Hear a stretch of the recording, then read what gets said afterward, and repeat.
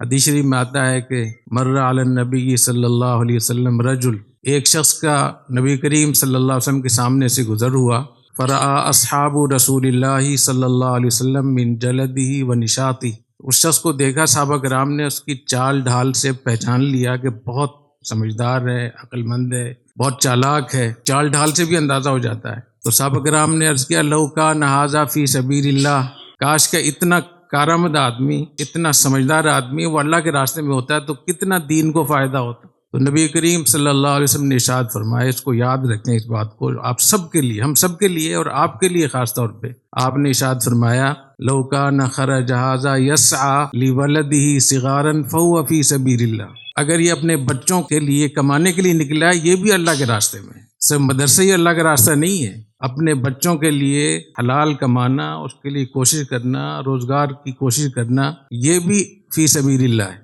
وَإِنْ كَانَ خَرَجَ يَسْعَى لِأَبَوَيْهِ شَيْخَيْنِ كَبِيرَيْنِ فَهُوَ فِي سَبِيلِ اللَّهِ، اور اگر اس کے بوڑھے ماں باپ ہیں، ان کی خدمت کے لیے نکلا ہے تاکہ کما کر لا کر ان کی خدمت کرے، فرمایا فَهُوَ فِي سَبِيلِ اللَّهِ، یہ بھی اللہ کے راستے میں۔ وَإِنْ كَانَ خَرَجَ يَسْعَى يُعِفُّ نَفْسَهُ، اور اگر اس لیے نکلا ہے تاکہ خود کسی کا محتاج نہ بنے، خود اپنے پیروں پہ کھڑا ہو جائے، یہ بھی اللہ کے راستے میں۔ وَإِنْ كَانَ خَرَجَ رِيَاءً وَمُفَاخَرَةً فَهُوَ فِي سَبِيلِ الشَّيْطَانِ، اور اگر اس لیے نکلا ہے تاکہ لوگوں کو میری ہیبت طاری ہو اور ریا کے لیے، دکھاوے کے لیے، مروب کرنے کے لیے، تو فرمایا کہ پھر یہ شیطان کا راستہ ہے، اللہ کا راستہ نہیں۔ تو آباد میں جتنے بھی ممبران ہیں، جو کچھ آپ لوگ کام کر رہے ہیں، تو آپ مجھے بتایا بھائی حسن بخشی صاحب نے کہ 5-7 ملین لوگ ہیں جو اس سے وابستہ ہیں، بالواسطہ یا بلا واسطہ۔ تو اتنی بڑی تعداد میں آپ کے ذریعے سے لوگوں کو روزگار فراہم ہو رہا ہے، لوگوں کی عزت محفوظ ہے۔ جب روزگار ختم ہوتا ہے تو انسان کی اپنی ساکھ،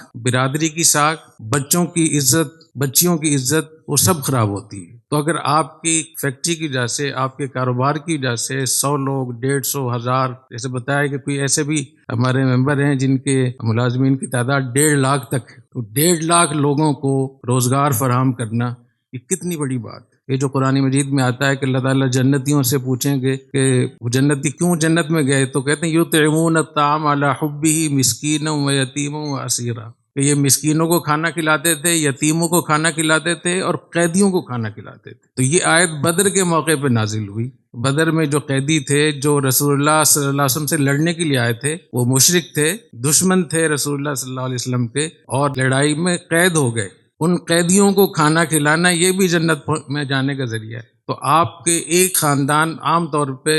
5 سے 8 لوگوں پر مشتمل ہوتا ہے، تو اگر ایک آپ شخص کو روزگار فراہم کر رہے ہیں، ایک ملازم کو، تو اس کا مقصد یہ ہوا کہ آپ 8-10 لوگوں کے کفیل ہیں، تو یہ کتنی بڑی بات ہے۔ اور اگر اس انڈسٹری میں، اس شعبے میں، آباد میں اگر کوئی نقصان ہوتا ہے تو یہ 60-70 لاکھ لوگوں کا نقصان ہوگا، اور اتنا بڑا نقصان پھر یہ ریاست کا، اس ملک کا نقصان ہوگا۔ اس لیے اس میں یہ بھی نیت کریں کہ خود ہم اپنے پیروں پہ کھڑے ہوں گے، اپنے بچوں کی خدمت کریں گے، والدین کی خدمت کریں گے، یتیموں کی، مسکینوں کی خدمت کریں گے، اور ہمارا کاروبار بہتر ہوگا تو ہمارے ملک کا یہ جو ساکھ ہے وہ بہتر ہوگی، اسلام کو عزت ملے گی، پاکستان کو، پاکستانیوں کو۔ تو اس نیت کو ہمیں ٹھیک رکھنا چاہیے۔